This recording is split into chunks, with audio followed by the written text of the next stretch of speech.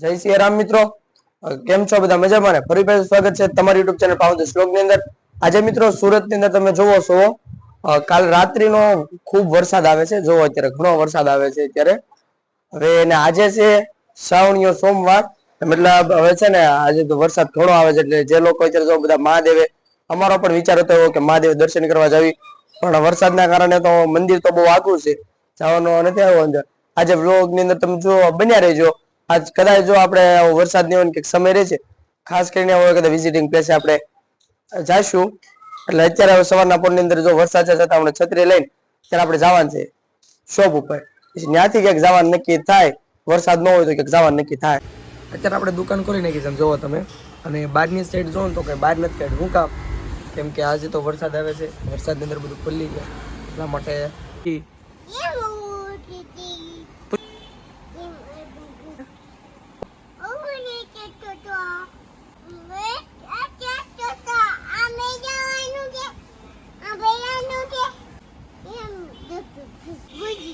લે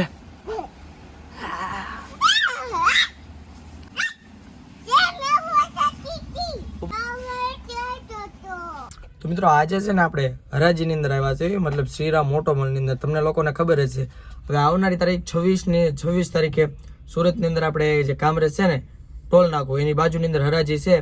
મતલબ આજે અત્યારે તમે જોવો ને તો આજે વિડીયો અંદર અહીંયા તમને લોકોને ખબર છે આપણે ફોર વ્હીલ ને બધી આજુબાજુ અંદર ફરતા હોય ત્યાં વિડીયો લેવી છે.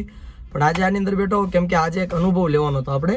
જેમ કે જે બ્લેક કાસ વાળી ગાડી હોય જેને આપણે પિક્ચર, મૂવી, જે ફિલ્મ બધાની અંદર આપણે જોતા હોઈએ છીએ, સિરિયલોની અંદર. મેં કીધું આજે આપણે અંદર બેહીને જોવું છે બ્લેક કાસની અંદર લાગે છે કેવી.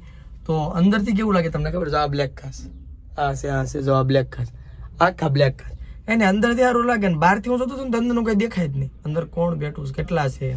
મિત્રો આપણે યુટ્યુબનો લોંગ વિડીયો બનાવો હતો, પણ એક બાજુ વરસાદ આવી ગયો અને એક બાજુ યોગેશભાઈ છે જેમના ખૂબ ઉતાવળ છે ઘરે જવાની માટે. અહીંયા આપણે 2-3 વિડીયો બનાવ્યા છે, ન જોયા હોય તો ખાસ કરીને જોઈ લેજો.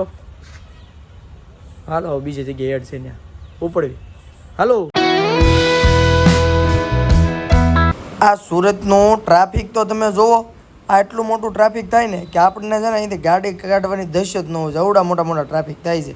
અને અહીંયા આવી જાય અમે જગ્યાએ કે જ્યાં બીજું આપણું એડ પ્રમોશન કરવાનું હતું. અહીંયા સરસ મજાની રાધાકૃષ્ણની મૂર્તિ. અત્યારે રાત્રિના 10 વાગી ગયા છે. આપણે સવારથી સાંજ સુધી અંદર તો કેટલી આપણે રીલ્સ પ્રમોટ કર્યું છે.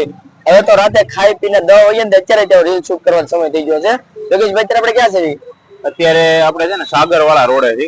હા, અહીંથી ક્યાં દિવસની જેટલી રીલ્સ માં કંટાળો આવે છે ને એટલી સાંજે રીલ્સ માં શૂટિંગ માં મજા આવે.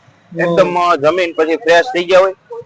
અત્યારે આપણે એક જગ્યાએ શૂટિંગ માં જવાનું છે, આઈસ્ક્રીમ નું છે, અને બતાવીશ તમને આમાં આગળ વિડીયોમાં. શૂટિંગ પતાવ્યા પછી રીલ્સ એડિટિંગ નાન તેન એનો એટલો ભોગ દેવો પડે છે કે આખો દિવસ એવું છે ને પેલું કે ને એસી માં બેઠા બેઠા એકદમ થાકી જાય છે. પરિશ્રમ વાળું કામ નથી પણ બહુ મહેનત વાળું કામ છે. મગજ નું તો બહુ એટલે બહુ દહીં છે.